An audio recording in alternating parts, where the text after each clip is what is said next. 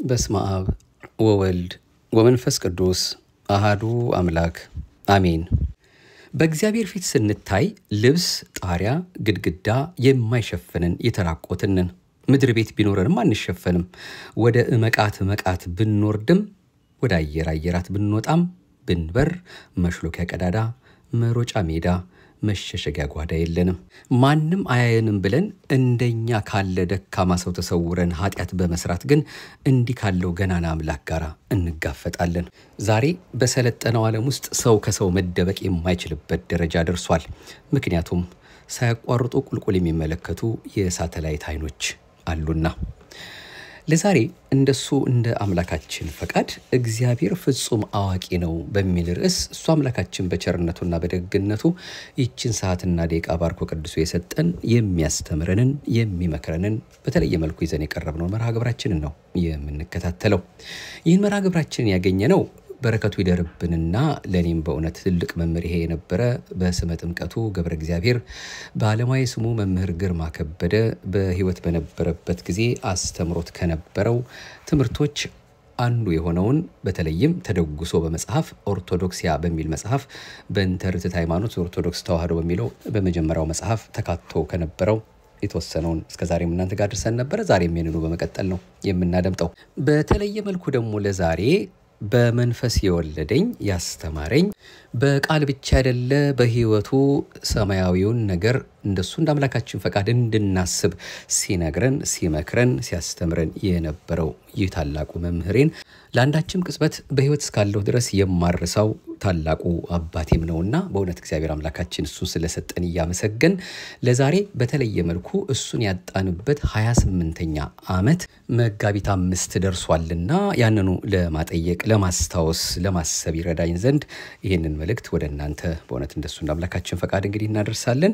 እግዚአብሔር ፍጹም አዋቂ ነው በሚለው እና እንዲሁም ደግሞ እግዚአብሔር በሁሉ ቦታ ያለ እንደሆነ ወይም በሁሉ ያለ እንደሆነ የሚያሳስቡት እነዚህ ሁለት መልእክቶች እንደሱ እንደ አምላካችን ፈቃድ ለዛሬ የምንከታተለው ይሆናል። ሚችንለትና ደቂቃ ባርኮ ቅዱስ የሰጠን የደግነት ባለቤት ቸሩ መድኃኔዓለም ክብርና ምስጋና ለሱ ለገናና ስሙ ይሁንልን። አማላጅቱ ንጽሕተ ንጹሐን አንዳችም ነውር የሌለባት እንደ አይነ ጥቅሻ የሚደርሰው ጸሎቷ ፊት የማያስመልሰው አንገት የማያስቀልሰው እኛን ሁሉ ጊዜ የሚጠብቀው ቃል ኪዳኗ ጠብቆናል ሰውሮናልና ስሙ ይከበር የተመሰገነ ይሁን። የቅዱሳን አምላክ በእውነት በወዳጆቹ አድሮ ያስተማረው እጅግ በጣም በርካታ ትምህርቶች እንዳሉ ሆነው እኔም እንደሱ እንዳምላካችን ፈቃድ ከእግሩ ስር ሆኜ ወይም ደግሞ ካጠገቡ ሆኜ አብሬ ስሰማ ትምህርቱን ስከታተል የነበርኩት መምህር ግርማ ከበደ በስመ ጥምቀቱ ገብረ እግዚአብሔር 28ኛ ዓመቱን በማሰብ ኦርቶዶክሲያ ከተባለው የሱ ትምህርቶች ከተቀመጡበት መጽሐፍ ወይም መልእክት ለዛሬ ይህን ርዕስ መርጠናልና በዚህ መልኩ እንዲንሰማለን እግዚአብሔር አምላካችን በእውነት ለፍሬ ለበረከት ለህይወት ለመለወጥ ያድርግልን። እንዲንከታተል እግዚአብሔር ፍጹም አዋቂ ነው። እግዚአብሔር የጥበብ ባለቤት ጥበበኛ አዋቂ ማእመረ ህዋት ነው። ከርሱ የሚሰወር አንዳች ነገር የለም። ሁሉም በጥበብ የፈጠረ ነው። ከራስ ጸጉራችን እስከ እግር ጥፍራችን ያለውን ሁሉ በጥበብ የፈጠረ እግዚአብሔር ነው። ሳይንስ ማለት ምን ማለት ነው? ሳይንስ ማለት እግዚአብሔር ጥንት የፈጠረውን ፍጥረት ያንን እንዴት አድርጎ እንደፈጠረ አሁን በ21ኛው መቶ ክፍለ ዘመን ያንን ማጥናት ማለት ነው። ስለ አተም ብንማር እያንዳንዱ ቁስ አካል ከአተሞች ነው የተሰራው። እነርሱም በውስጣቸው እንግዲህ ኤሌክትሮን፣ ፕሮቶን፣ ኒውትሮን ሌላም አሉ። እነኚህን እግዚአብሔር የፈጠራቸው ከስንት ሺህ ዓመት በፊት ነው። የደረስንባቸው ግን አሁን ነው። እነኚህ ደግሞ በጣም በአይን የማይታዩ ረቂቃን ናቸው። አንዱ በአንዱ ዙሪያ ይሽከረከራል። አንዱ ፖዚቲቭ ሌላው ኔጌቲቭ። ህያው ሰፊውን ዓለም ስንመለከት ይሁሉ ከዋክብት በራሱ ምህዋር እየተሽከረከረ ከሌላው አይጋጭም። ባዮሎጂ ከአንድ ሴል ጀምሮ እስከ ሰው ድረስ ያሉትን የህይወት እንቅስቃሴዎች እየተከታተለ የመራባት የመባዛት የማደግ የመሞት የመብላት የመጠጣት የመተንፈስ ቆሻሻ የማስወገድ ይህን የመሳሰሉ ሁሉ ሰውም ሆነ አሜባ የሚሰራው እኩል ነው። ይህን እጅግ ረቂቅ ጥበብ የተሞላበትን ሳይንስ ይመረምራል ያስረዳናል። ታዲያ ያንን ስንመረምር ካላወቅን ፈተና ላይ እንወድቃለን። እግዚአብሔር በጥበብ የሰራውን ተመልክተን ግሩም ገብርከ ብለን በማመስገን ፈንታ የምናደንቀው ሳይንቲስቶችን ነው። ፕሮፌሰር ገሌን ሳይንቲስት ገሌን እንጂ እግዚአብሔርን አናደንቅም። አልበርት አንስታይን አንድ ጥበብ ግኝት አገኘ። ኃይል በተወሰነ ምጣኔ ወደ ቁስ አካል ይለወጣል። ቁስ አካል ደግሞ ወደ ኃይል ይለወጣል። ይህንን አገኘ። ካገኘበት ቀን አንስቶ እስከ ዛሬዋ ጊዜ ድረስ ይደነቅለታል። እርሱ ግን ያገኘው ይህን ከፈጠረ ከእግዚአብሔር ነው። እግዚአብሔር አይደነቅም፣ የአንድ ሰው ጭንቅላት ግን ይደነቃል። ክርስቲያን ማየት ያለበት ከጀርባው ያለውን ሳይታይ ይህን ጥበበኛውን ረቂቁን ዓለም ግዙፉን ዓለም የፈጠረውን እግዚአብሔርን ነው። ክርስቲያን የሚመለከተው ግዙፍ ነገርን ብቻ አይደለም። ግዙፍ ግድግዳ የሚከለክለው ከሆነ ይህ ክርስቲያን አይደለም። ጠፈር የሚከለክለው አሻግሮ ማየት የማይችል ከሆነ ክርስቲያን አይደለም። ክርስቲያን በግድግዳ አልፎ እግዚአብሔርን የሚያይ ነው። በጠፈር ላይ አልፎ ጽርሐ አርያምን ሰማያ ሰማያትን ያያል። ክርስቲያን በማንኛውም ስነ ፍጥረት ውስጥ እግዚአብሔርን ያያል። ክርስቲያን በመንፈስ የሚኖር ከመንፈስ የተወለደ የክርስቶስ ልብ ያለው ነው። በመሆኑም ፍጥረታዊ ሰው አይመረምረውም፣ እርሱ ግን ሁሉን ይመረምራል። ምክንያቱም የክርስቶስ ሥጋና ደም በውስጡ ስላለ በ40ና በ80 ቀን መንፈስ ቅዱስ ተዋህዶታል። ስለዚህ ማንኛውንም ክፉ ነገር ያጋንንት ነው ብሎ ጥሩን ነገር የእግዚአብሔር ነው ብሎ መናፍስትን ከመናፍስት ጋር ለይቶ ይመረምራል። ክርስቲያን በግዙፉ ዓለም የሚኖር ረቂቅ ፍጥረት ነው። ክቡር ዳዊት አቤቱ መረመርከኝ አወከኝም፣ አንተ መቀመጤንና መነሳቴን አወክ፣ ሐሳቤን ሁሉ ከሩቅ አስተዋልክ፣ ፍለጋዬን እረፍቴን አንተ መረመርክ፣ መንገዶቼን ሁሉ ቀድመህ አወክ ብሏል መዝሙር 138። ጌታችን መድኃኒታችን ኢየሱስ ክርስቶስ በዚች ምድር ላይ በተዋሃደው ሥጋ በአጭር ቁመት በጠባብ ደረት ተወስኖ ሲመላለስ ሰውን ሁሉ አያምንም ነበር። ምክንያቱም ከሰው ውስጥ ያለውን ነገር ሁሉ ያውቅ ነበርና በምን ሁኔታ እንደሚመጡ ሐሳባቸውን ያውቃልና ነው። ገና ከሩቅ ሲመጡ ወደ እርሱ ለመምጣት ከማደሪያቸው ሲነሱ ያውቃል። ለዚህ ነው ናትናኤልን ፊልጶስ ሳይጠራህ ከበለስ በታች ሳለህ አየው ያለው። እኛም ገና ከእናታችን ማኅፀን ከአባታችን አብራክ ሳንንቀሳቀስ ያውቀናል።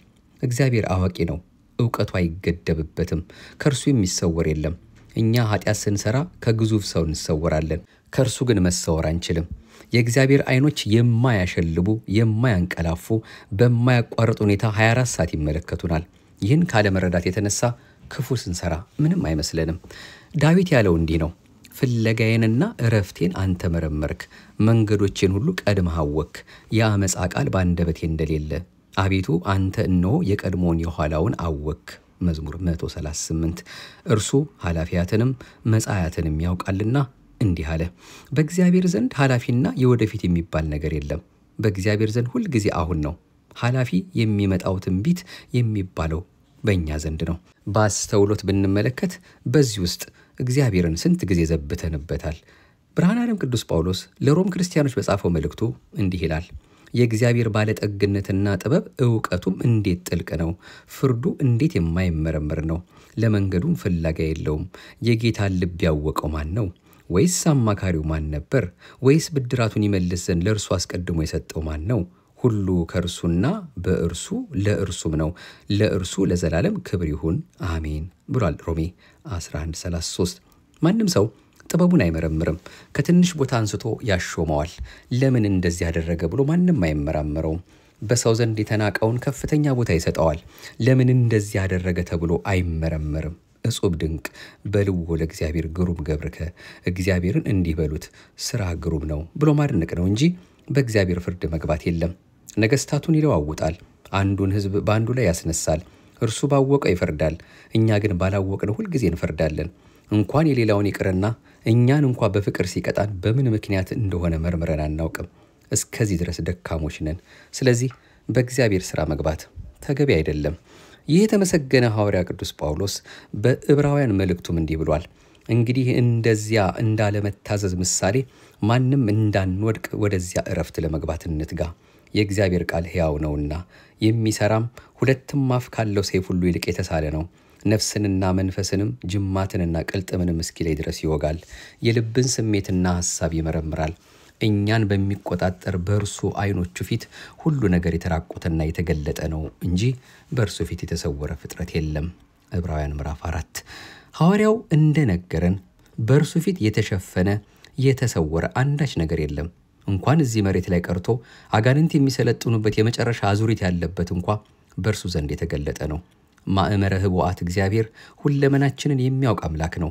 እንኳን የእኛን ቀርቶ የአጋንንትን ረቂቅ ተንኮል ሐሳብ የሚያውቅ የቅዱሳን መላእክትን ደግሞ የጽድቃቸውን ሐሳብ የሚያውቅ መዓዛ እግዚአብሔር የቅዱሳንን ምኞታቸውን የሚያውቅ የልቦናቸውን ሐሳብ ሳይነግሩት የሚፈጽምላቸው በቃልህ የተናገርከውን ብቻ አይደለም በልቦና ያሰብከውን ሁሉ እሰጥሃለሁ የሚል አምላክ ነው። እግዚአብሔር በህሊና የሚመጣውን የሚወርደውን ትንታውን ሁሉ አውቆ የሚፈርድ አምላክ ነው። የሚምርም አምላክ ነው። ቀጪ ብቻ ሳይሆን መሐሪም ነው። በእግዚአብሔር ፊት ስንታይ ልብስ ጣሪያ ግድግዳ የማይሸፍነን የተራቆትነን ምድር ቤት ቢኖረንም አንሸፈንም። ወደ መቃት ብንወርድ ወደ አየራት ብንወጣ ብንበር መሽሎኪያ ቀዳዳ መሮጫ ሜዳ መሸሸጊያ ጓዳ የለንም። ማንም አያየንም ብለን እንደኛ ያለ ወይም እንደኛ ካለ ደካማ ሰው ተሰውረን ኃጢአት በመስራት ግን እንዲህ ካለው ገናና አምላክ ጋር እንጋፈጣለን። ሰዎች ከመንግስት ጋር እንኳን ሽፍትነት ቢገጥሙ ውሎ አድሮ መግቢያ መውጫ እያጡ ይያዛሉ። ዛሬ በሰለጠነው ዓለም ውስጥ ሰው ከሰው መደበቅ የማይችልበት ደረጃ ደርሷል። ምክንያቱም ሳያቋርጡ ቁልቁል የሚመለከቱ የሳተላይት አይኖች አሉ። በህዋ ውስጥ እያንዳንዷ የምትንቀሳቀስ ታንክ መድፍ የሚመለከቱ ካሜራዎች አሉ። በሰው ዘንድ እንኳን የሚታወቁ የሰው እጅ ሥራ ውጤት የሆኑት እነዚህ አይደክሙም፣ አያንቀላፉም። ሁል ጊዜ ቁልቁል ጨረራቸውን እየላኩ ይመለከታሉ። በጨለማም በብርሃንም ይመለከታሉ። በምድር ከርስ ውስጥ ተሸሽገው ያሉትን ማዕድናት ወርቅ ይሆን አልማዝ የሚመረምሩ መሳሪያዎች ወይም ሳተላይቶች አሉ። ታዲያ ሰው ከሰው እንዲህ መሰወር ካልቻለ ከእግዚአብሔር እንዴት መሰወር ይቻላል? ሰው ራሱ በእጁ ከሰራው መሳሪያ መሰወር ካልቻለ እንዴት ከእግዚአብሔር መሰወር ይቻላል? አይቻልም። ስለዚህ ተራቆትነን ኃጢአት ስንሰራ እግዚአብሔር የሚያየን መሆኑን መረዳት አለብን። መድህን ጌታ በአንቀጸ ብፁዓን ትምህርቱ ልበ ንጹሖች ብፁዓን ናቸው እግዚአብሔር ያዩታልና ብሏል። ይህ በሌላ ትርጉም ሲተረጎም የእግዚአብሔር አይኖች ወይም ቅዱሳን ራሳቸውን በእግዚአብሔር አይኖች ውስጥ ልባቸውም እንዳለ አድርገው ይመለከታሉ።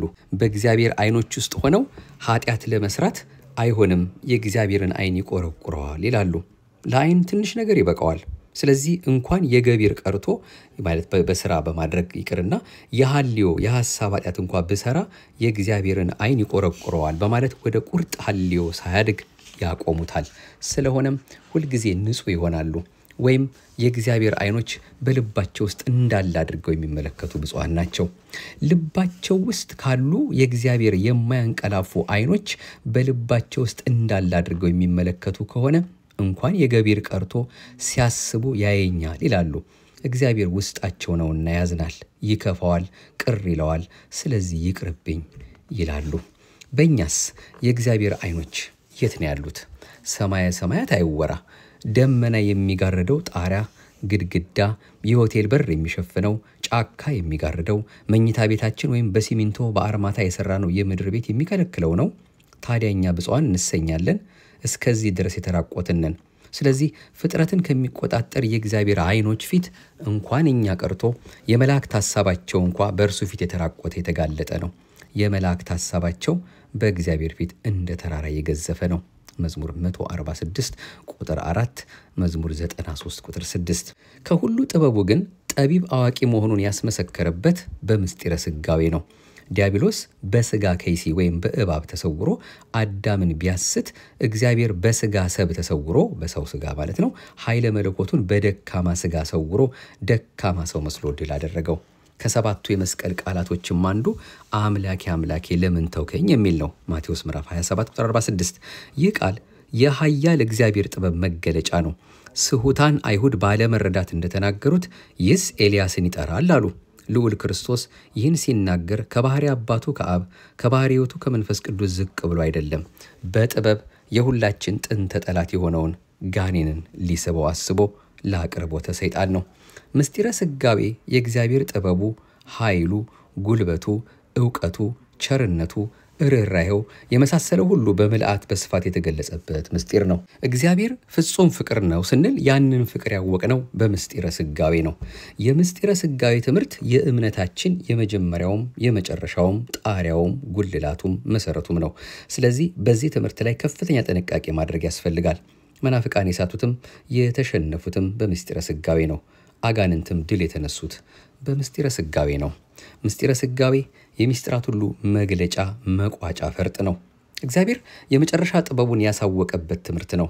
አዳምና ሔዋንን ሰይጣን ከሰው ልጆች ይልቅ ተጠቦ በከይሲ አድሮ ሲያስታቸው እግዚአብሔር ደግሞ በጉልበቱ በኃይሉ ማሸነፍ ሲችል እንዲያውም አንዱን መልአክ ልኮ ዲያብሎስን ማሸነፍ ሲችል አዋቂ ነኝ የሚለውን ዲያብሎስን በፍጹም ሊጠረጥር በማይችለው ታላቅ ምስጢር በምስጢረ ሥጋዌ በኩል ያንን ድል የተደረገውን ሥጋና ነፍስ ተዋህዶ ሰው ሆኖ ደካማ መስሎ ባህሪ መለኮቱን ሰውሮ በተዋህዶ ሥጋ በዚያ አሸነፈው እንድል አደረገው። በመሆኑም በዮሐንስ አፈወርቅ በተሰየመው ቅዳሴ ኦ ትሕትና ዘመጠነስ ትሕትና፣ ኦ ትዕግስት ዘመጠነስ ትዕግስት እያለ በተናገረው ማለት ነው። ይህን ያህል ትሕትና እንደምን ያለ ትሕትና ነው። ይህን ያህል ትዕግስት እንደምን ያለ ትዕግስት ነው። ይህን ያህል ዝምታ እንደምን ያለ ዝምታ ነው። ይህን ያህል ቸርነት እንደምን ያለ ቸርነት ነው። ይህን ያህል ሰውን ማፍቀር እንደምን ያለ ፍቅር ነው በማለት ፍቅሩን ቸርነቱን በአንክሮ እንናገራለን። ቅዱስ ዮሐንስ አፈወርቅ ቅዳሴ 51 ፈጣሪያችን ዲያብሎስን ያሸነፈው የልዕልና ሥራ የአምላክነት ግብር ወይም ሥራ ሰርቶ ሳይሆን በትሕትና ነው። ክብር ምስጋና ይግባውና ጌታችን ከመጀመሪያው አንስቶ ብንመለከት መጸነሱ፣ መወለዱ፣ መራቡ፣ መጠማቱ፣ መሰቀሉ በአጠቃላይ ያደረገው የማዳን ጉዞ የትሕትና ነው። የተመሰገነ ሐዋርያ ጳውሎስ አንክሮ የሚገባውን የልዑል ክርስቶስን ፍቅሩን፣ ትሕትናውን፣ ጥበቡን በገለጸበት መልእክቱ እንዲህ ብሏል። በእግዚአብሔር ጥበብ ምክንያት ዓለም እግዚአብሔርን ከጥበቧ ስላላወቀች በስብከት ሞኝነት የሚያምኑትን ሊያድን የእግዚአብሔር በጎ ፈቃድ ሆኗልና። መቼም አይሁድ ምልክትን ያምናሉ፣ የግሪክ ሰዎችም ጥበብን ይሻሉ። እኛ ግን የተሰቀለውን ክርስቶስን እንሰብካለን። ይህም ለአይሁድ ማሰናከያ ለአሕዛብም ሞኝነት ነው። ለተጠሩት ግን አይሁድ ቢሆኑ የግሪክ ሰዎችም ቢሆኑ የእግዚአብሔር ኃይልና የእግዚአብሔር ጥበብ የሆነው ክርስቶስ ነው። ከሰው ይልቅ የእግዚአብሔር ሞኝነት ይጠበባልና የእግዚአብሔርም ድካም ከሰው ይልቅ ይበረታልና።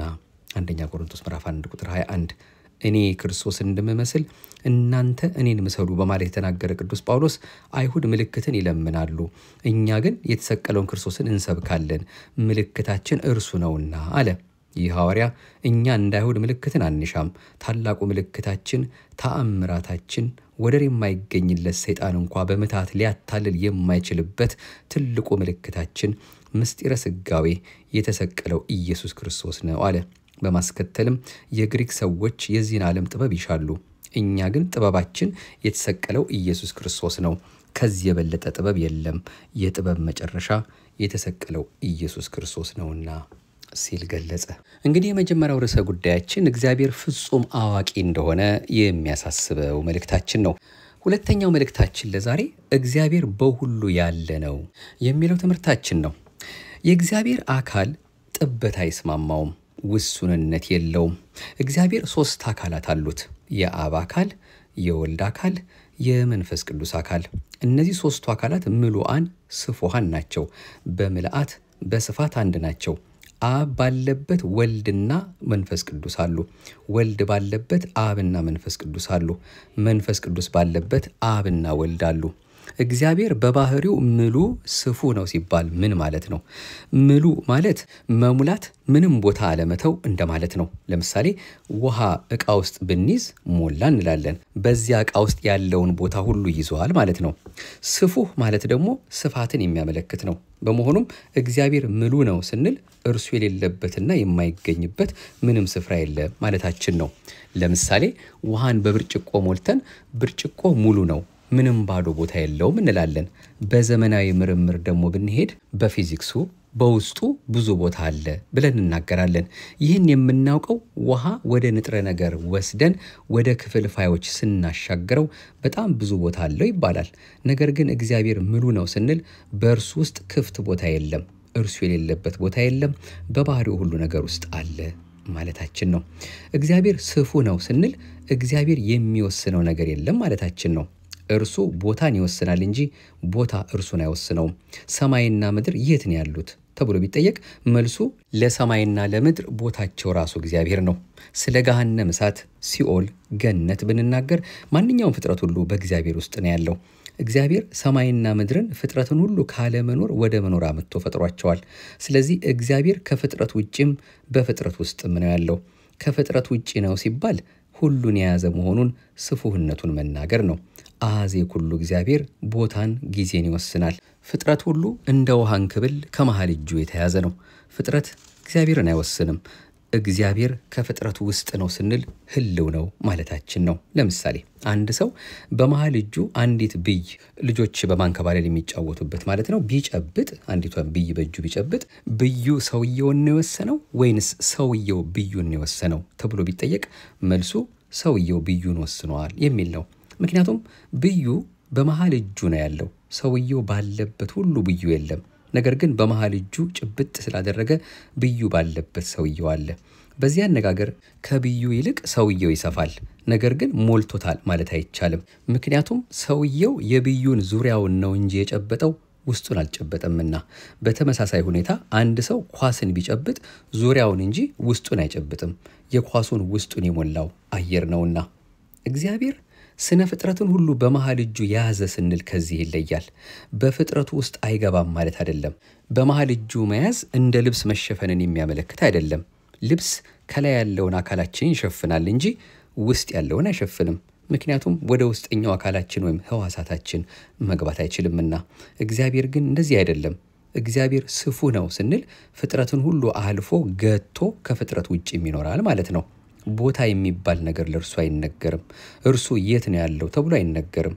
ቦታ የሚነገረው ለመላእክት፣ ለሰው በሰማይና በምድር እምሃበ አልቦ ሀበቦ ካለመኖር ወደ መኖር በመምጣት ለተፈጠሩ ለፍጥረት ብቻ ነው። ስለዚህ ለቦታ እግዚአብሔር ራሱ ቦታ ነው። ማለትም ለሰማይ ለምድር ቦታቸው የያዛቸው እግዚአብሔር ነው። ነገር ግን እግዚአብሔር ምሉ ስፉ ቢሆንም ረቂቅ ነው። እግዚአብሔር ከፍጥረት ውስጥ ነው ስንል በሰማይና ምድር ባሉ ፍጥረታት እግዚአብሔር አለ። የትም ቦታ ብንሄድ እግዚአብሔር በባህሪው አለ። እርሱ የሌለበት ቦታ የለም። በውስጥም በውጭም እግዚአብሔር ሰማይና ምድርን ፈጥሮ ሕግ ሰጥቶ እንደተወውና ራቅ አድርጎ እንደሚመለከተው አድርገው የሚመለከቱ አንዳንድ ሰዎች አሉ።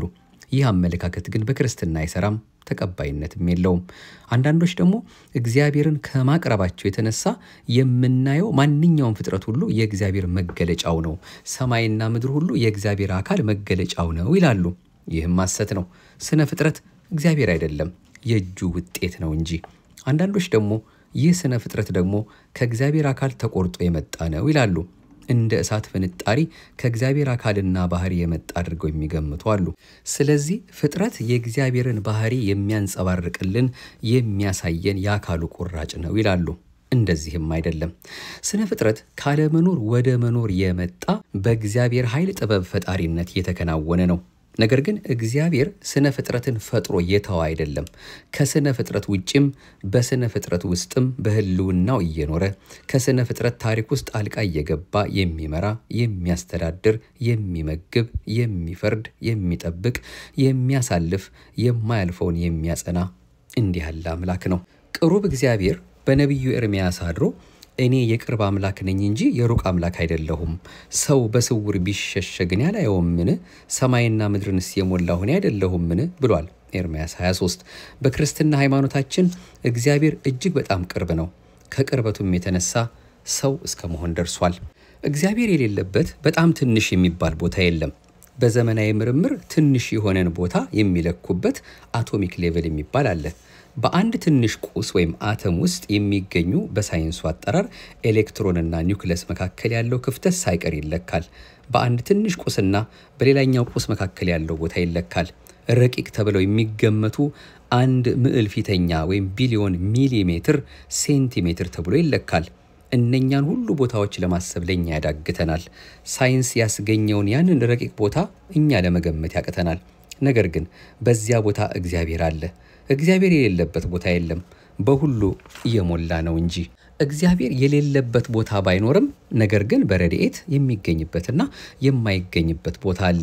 ምሉ እግዚአብሔር በረቂቅና ስፉ ባህሪው የትም ቦታ አለ። በመንግስተ ሰማያት አለ፣ በገሃነም ውስጥም ወይም በገሃነም እሳት ውስጥም አለ። ከእጁ ውስጥ ነውና እርሱ ሁሉን የሞላ ነው። የሌለበት ቦታ የለም፣ ሁሉ ቦታ አለ ስለተባለ ግን ኃጢአት በሚሰራበት ቦታ ይገኛል ማለት አይደለም። በባህሪው አለ፣ ነገር ግን በዚያ ቦታ በረድኤት የለም። እግዚአብሔር በረድኤት የሚገኘው በቤተ ክርስቲያን፣ በቅዱሳት መካናት፣ በጻድቃን ዘንድ፣ በቅዱሳን፣ በመላእክት፣ በመንግስተ ሰማያት፣ በገነት፣ በብሔረ ሕያዋን፣ በብሔረ ብፁዓን ዘንድ ነው። እግዚአብሔር የሌለበት ቦታ ከሌለ ለምን የፈለግንበት ቦታ ሆነን እግዚአብሔርን አንለምነውም አይባልም። እግዚአብሔር የሚገለጽበት ሰውን በረድኤት የሚጎበኝበት የሚባርክበት በረከት የሚሰጥበት ድነት የሚሰጥበት ቦታ አለው። ስለዚህ በምድር ላይ እግዚአብሔር ሊገኝበት የሚችል ያቀደው የወሰነው የፈቀደው መካን የቱ ወይም የቱ ስፍራ ነው ቢሉ በደሙ የመሰረታት ቅድስት ቤተክርስቲያን ናት። በተጨማሪም ሕያው ቤተ መቅደስ የሆኑ ቅዱሳን ብሔረ ሕያዋን ብሔረ ብፁዓን ገነት መንግሥተ ሰማያት ዓለመ መላእክት እግዚአብሔር የሚገለጥባቸው ናቸው። በሰማይ የምትኖር አባታችን ብለን ብንጠራውም በባህሪው ግን እርሱ የሌለበት የማይገኝበት ቦታ የለም። ማቴዎስ ምዕራፍ 6 ቁጥር 9 እግዚአብሔር ረቂቅ ብቻ ሳይሆን ስፉህም ነው። ክቡር ዳዊት እንደነገረን ከመንፈስህ ወዴት እሄዳለሁ? ከፊትህስ ወዴት እሸሻለሁ? ወደ ሰማይ ብወጣ አንተ በዚያ አለህ፣ ወደ ሲኦልም ብወርድ በዚያ አለህ። እንደ ንስር የንጋትን ክንፍ ብወስድ እስከ ባህር መጨረሻም ብበር በዚያ እጅህ ትመራኛለች፣ ቀኝህም ትይዘኛለች። በውኑ ጨለማ ትሸፍነኛለች ብል ሌሊት በዙሪያዬ ብርሃን ትሆናለች። ጨለማ ባንተ ዘንድ አይጨልምምና ሌሊትም እንደ ቀን ታበራለችና እንደ ጨለማዋ እንዲሁ ብርሃኗ ነው። መዝሙር 138 ቁጥር 7 ነቢዩ ዳዊት እንደተናገረው የትም ቦታ ብንሄድ እግዚአብሔር የሌለበት ቦታ አናገኝም። መላእክት እጅግ ፈጣኖች ናቸው። ከፍጥነታቸው የተነሳ እንደ አይን ጥቅሻ በዚህ ፍጥነት ከበርባኖስ እስከ ጽርሐ አርያም ይደርሳሉ። ሕያውን ሐኖስን አልፈው ሰባቱ ሰማያትን አልፈው ጽርሐ አርያም ይደርሳሉ። በዚህ ፍጥነት ከዘላለም እስከ ዘላለም ቢጓዙ እግዚአብሔር የሌለበት ቦታ የለም። ስለዚህ ከእግዚአብሔር አንድ ሰው ቢሰወር ቢሸሸግ እኔ አላየውምን አለ። ሰማይ ምድር ሲኦል ገሃነመ እሳት ወደ ምስራቅ ወደ ምዕራብ ወደ ሰሜን ወደ ደቡብ ወዴትም ብንሄድ ከእግዚአብሔር ፊት ወዴት እንሸሻለን? አቅጣጫ የሚሰራው በዚህ ዓለም ብቻ ነው። እንኳን በእግዚአብሔር ዘንድ ይቅርና በመንፈሳዊ ዓለም ትርጉም የለውም። ደግሞ ከፍ ብለን በመንኮራኩር እንምጠቅ ላይ ታች ጎን ግራ የሚባል የለም። ዮናስ ታላቅ ነቢይ ነው። ከእግዚአብሔር ፊት ሊኮበልል ፈለገ። ተነስተህ ወደዚያች ወደ ታላቂቱ ከተማ ወደ ነነዌ ሂድ፣ ክፋታቸውም ወደ ፊቴ ወጥቷልና በእርሷ ላይ ስበክ ቢለው ዮናስ አንተ መሐሪ ነህ፣ እንደዚህ ብዬ ተናግሬ መዓትህ የራቀ ምሕረቴ የቀረበ አንተ ብትምራቸው ሐሰተኛ ነቢይ ስባል ልኖር አይደለምን ብሎ እምቢ አለ። እግዚአብሔርም ታገሰው። በኋላም እንደውም እኮ ከፊት ቆሜ ብታየኝ አይደለም የሚጨቀጭቀኝ፣ አሁን ብሄድልህ ትገላገለኝ የለ ብሎ በባህር ተሳፍሮ ሸሸ። ዮናስ የዋህ ነበረ። ሲሄድ የት ይሄዳል? ባህሩ በእጁ ውስጥ ናት። ኢሳይያስ እንደተናገረ ውሆችን በፍኙ የሰፈረ ሰማይንም በስንዝር የለካ የምድርንም አፈር በመስፈሪያ ሰብስቦ የያዘ ተራሮችን በሚዛን ኮረብቶቹንም በሚዛኖች የመዘነ ማን ነው? ኢሳይያስ 40:14 እኛ ፊታችንን ለመታጠብ ውሃን በእጃችን እንደምንይዝ ውቅያኖስን በእጁ የያዘ አምላክ ስለሆነ ከእግዚአብሔር ተለይተን የትም መሄድ አንችልም። ስለዚህ ከዚህ ከገናናው አምላክ ፊት ባለሟልነትን ለማግኘት ሕጉን ትእዛዙን ጠብቆ መኖር፣ ምሕረቱን ቸርነቱን እየለመኑ አበስኩ ገበርኩ ይቅር በለኝ እያሉ መኖር እንጂ በጉልበት በብልጠት እግዚአብሔር ማምለጥ አንችልም። ክቡር ዳዊት እግዚአብሔር ታላቅ ነው፣ እጅግም የተመሰገነ ነው፣ ለታላቅነቱ ፍጻሜ የለውም ብሏል መዝሙር 144። ስለዚህ እግዚአብሔር ታላቅ አምላክ ስለሆነ እኛ እንኳን ከእግዚአብሔር አንጻር ቀርቶ እርስ በርሳችን አንዱ ካንዱ ደካማ ነው። አንዱ አንዱን ያሸንፈዋል። ከአራዊት ጋር መታገል አንችልም። ብዙ ነገር በጉልበት አንጻር ከሄድን ያሸንፈናል። ጉልበታችን አይምሯችን ነው። እንስሳትን የምንገዛበት፣ ሰማይ ምድርን የምንመረምርበት፣ የተሰጠንን ሁሉ ለጥቅማችን የምናውልበት ጉልበታችን አይምሯችን ላይ ነው እንጂ ስጋችን ላይ አይደለም። በስጋችንማ አሜባ፣ ወባ፣ ኮሌራ የሚያሸንፈን ደካሞች ነን። ስለዚህ እግዚአብሔር ኃያል ነው ስንል ለኃያልነቱ ፍጻሜ የሌለው መሆኑን አውቀን የእኛን ደሞ ድካም ተገንዝበን ከኃያል ክንዱ ስር ራሳችንን ማዋረድ አለብን። የምህረት የቸርነት ክንዱን መለማመጥ፣ ደጅ መጥናት፣ በንስሐ መመለስና ማመስገን ነው እንጂ ከእርሱ ጋር ሙግት ክርክር አይጠቅመንም። አንዳንድ የሚፈላሰፉ ሰዎች እግዚአብሔር ለምን ሰይጣንን ፈጠረ? እግዚአብሔር አዳምና ሔዋን እንደማይሳሳቱ አያውቅም ነበር? ካወቀ ለምን መጀመሪያውኑ እንዳይሳሳቱ አላደረገም ይላሉ። መልሱን እንተወውና ምን ይጠቅማል? አደረገ ወደደ እንበል። እንዲሳሳቱስ አልፈለገም እንጂ ምን እናደርገዋለን? ጦርነት እንገጥመዋለን? አይሆንም። እግዚአብሔር ደግ አምላክ ነው። ነፃነታችን የሚገፍ አይደለም። ሕግ ሰጥቶ አእምሮ ሰጥቶ በዚያ እንድንጠቀም የሚፈቅድ አምላክ ነው እንጂ በግድ እንድናመልከው የሚያደርግ አይደለም። ነፃ ፈቃድን ባይሰጥ ኖሮማ ሰይጣን እንኳን ለደቂቃ አይክድም ነበር። ነገር ግን ነፃነትን የሚገፋ አምላክ አይደለም። በነፃነታችን በአይምሯችን ተጠቅመን እንድናመልከው የፍቅር አምላክ ስለሆነ በፍቅር እንድናመልከው ይሻል እንጂ አምባገነን ሎቱ ስብሐት ሆኖ እንዲመለክ አይፈልግም። ባህሪው ፍቅር፣ ቸርነት ነው። ከዚህ ውጪ ባህሪው አይፈቅድም። ያለ ባህሪው አይሰራም። ለምን ፈጠረ፣ ለምን ዝም አለ የሚሉ እንዲህ ያሉ ሰዎች ቢኖሩ በጣም ስህተት ነው። እነዚህ ሰዎች ሊያደርጉ የሚገባቸው እግዚአብሔር ቸር አምላክ መሆኑን አምነው ለእርሱ መገዛት፣ ሕጉን ትእዛዙን ማክበር፣ ከታላቅ ክንዱ በታች ራሳቸውን ማስገዛት፣ ይቅር በለን ብለው ደጅ መጥናት፣ በንስሐ መመላለስና የዘላለም ሕይወት ማግኘት ነው እንጂ ሰይጣን በየጊዜው በልቦናቸው በሚያነቃው ነገር ከእግዚአብሔር ጋር መጣላት የለባቸውም። ሰሎሞን ቤተ መቅደስ ሰራና ጸሎት ሲያደርግ እንዲህ አለ። በውኑ እግዚአብሔር ከሰው ጋር በምድር ላይ ይኖራልን? እነሆ ሰማይ ከሰማያትም በላይ ያለው ሰማይ ይይዝ ዘንድ አይችልም። ይልቁንስ እኔ የሰራሁት ቤት እንዴት ያንስ ብሏል። አንደኛ ነገሥት ምዕራፍ 8። እግዚአብሔር ቸር ነው። እንዲህ ያለ አምላክ ሆኖ ሳለ በዚያ ቤተ መቅደስ እንደሚገኝ ቃል ገብቷል። አሁንም በዚህ ስፍራ ለሚጸለይ ጸሎት ዓይኖቼ ይገለጣሉ፣ ጆሮቼም ያደምጣሉ። አሁንም ስሜ ለዘላለም በዚያ ይኖር ዘንድ ይህን ቤት መርጫለሁ፣ ቀድሻለሁም። ዓይኖቼና ልቤም ዘወትር በዚያ ይሆናሉ። አንተም ደግሞ አባት ዳዊት እንደሄደ በፊቴ ብትሄድ እንዳዘዝኩም ሁሉ ብታደርግ ሥርዓቴንና ፍርዴንም ብትጠብቅ ከአባትህ ከዳዊት ጋር በእስራኤል ላይ አለቃ የሚሆን ከዘርህ አይታጣም ብዬ ቃል ኪዳንን እንዳደረግኩ የመንግሥትህን ዙፋን አጸናለሁ አለ። ሁለተኛ ዜና ምዕራፍ 7። ሰማይና ምድር የማይወስኑት አምላክ ቤተ ክርስቲያንን ቤቴ ይላል። የእኛ አምላክ እንዲህ ነው። እንዲህ ሆኖ ሳለ በመካከላችን ይገኛል። ገናናነቱ ይህን ያህል ነው ተብሎ ሊነገር የማይችል ሆኖ ሳለ ስለ ፍቅር ደግሞ በሰራናት ትንሽ ጎጆ፣ በጭቃ በጨረቃ በሰራናት በእብነ በረድ በሰራነው ቤተ ክርስቲያን በመላእክት መካከል በበረሃ ባህታውያን ዘንድ በጥሻ በዋሻ በሚዘጉ አባቶች ዘንድ በእኛም ዘንድ ይገኛል። ስለዚህ ራሳችንን ከእግዚአብሔር ጌትነትና ገናናነት ጋር እያመሳከርን ሁልጊዜ ለእርሱ መገዛት አለብን። በረከቱ ይደርብንና መምህር ግርማ ከበደ በስመ ጥምቀቱ ገብረ እግዚአብሔር የዛሬ 28 ዓመት መጋቢት 5 ቀን አረፍተ ዘመን ገጥቶት ወደ አምላኩ የተሰበሰበ ታላቁ መምህራችን አስተምሮት ከነበረው ነው። እንግዲህ እንደሱ እንደ አምላካችን ፈቃድ እነዚህ ሁለት ርዕሶች ለዛሬ እሱ ራሱ አስተምሯቸው ከነበሩ ትምህርቶች መካከል በመጽሐፍ ተደጉሶ ካገኘነው ኦርቶዶክሲያ ከተባለው መጽሐፍ የመጀመሪያው መጽሐፍ አግኝተን ወደ እናንተ ይህን መልእክት ያደረስነው እግዚአብሔር ፍጹም አዋቂ ነው፣ እግዚአብሔር በሁሉ ያለ ነው በሚሉ ርዕሶች ከዚሁ ጋር በተያያዘ እንደሱ እንደ አምላካችን ፈቃድ የእግዚአብሔርን ባህሪ ከሚያጠይቁ ትምህርቶች ያገኘ ነው። እጅግ የምወድህ የማከብርህ እስከ መጨረሻውም ድረስ ለመቼውም የማረሳ መምህሬ መምህር ግርማ ከበደ ገብረ እግዚአብሔር በረከትህ ይደርብኝ።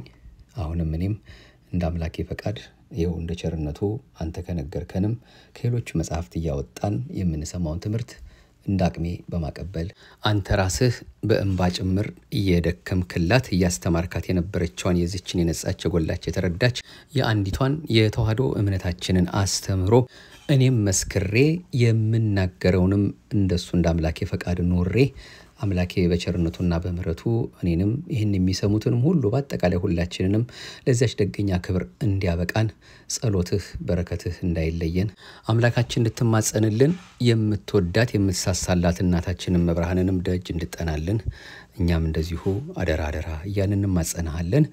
አምላካችን የቅዱሳን አምላክ በቸርነትና በምህረቱ ደግሞ ይህን እንድንሰማ ስለፈቀደልን ክብርና ምስጋና ለገናና ስሙ ይሁን።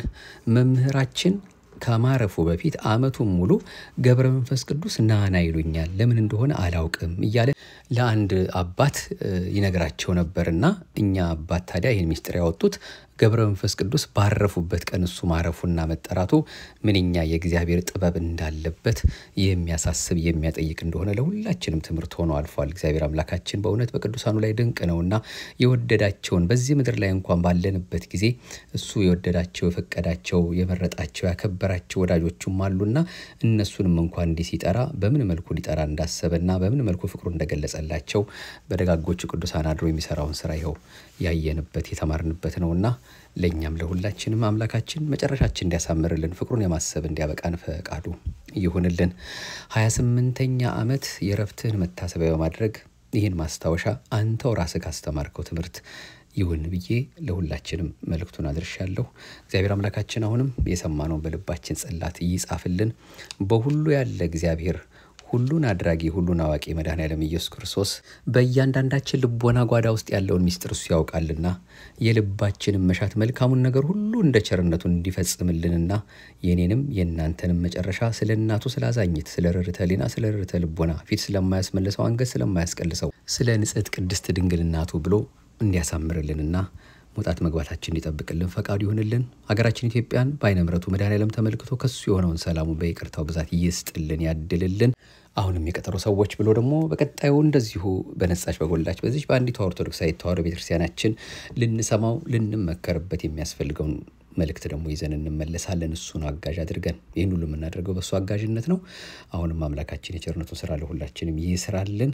አቤቱ አንተን መፍራትን በልቦናችን በጎ አምልኮትህንም በህሊናችን ጨምር። ማህደረ ተዋሕዶን የምታደምጡ እንግዲህ ለሚያደምጡ ሁሉ ማዳረሳችሁን እንዳትዘነጉብን ከወዲሁ ለመጠቆም እንወዳለን። ሰብስክራይብ ያደረጋችሁም ሰብስክራይብ አድርጉልን። ያው ሁሌም የሚባል ስለሆነ ላይክ ሼር የሚባል ነገር የተለመደ ስለሆነ ያንን በማድረግ እናንተም ከናንተም የሆነውን ነገር እንድታደርጉልን አሁንም በአጽንኦት መልእክቱን እናስተላልፋለን። ይቆየን፣ የቀጠሮ ሰዎች ይበለን። ሰላም እግዚአብሔር ከሁላችን ጋር ይሁንልን። የተባረከ ጾም አድርጎ ለዚያች ለፋሲካዋ በሰላም እንዲያደርሰን ፈቃዱ ይሁንልን። አሜን። ይቆየን።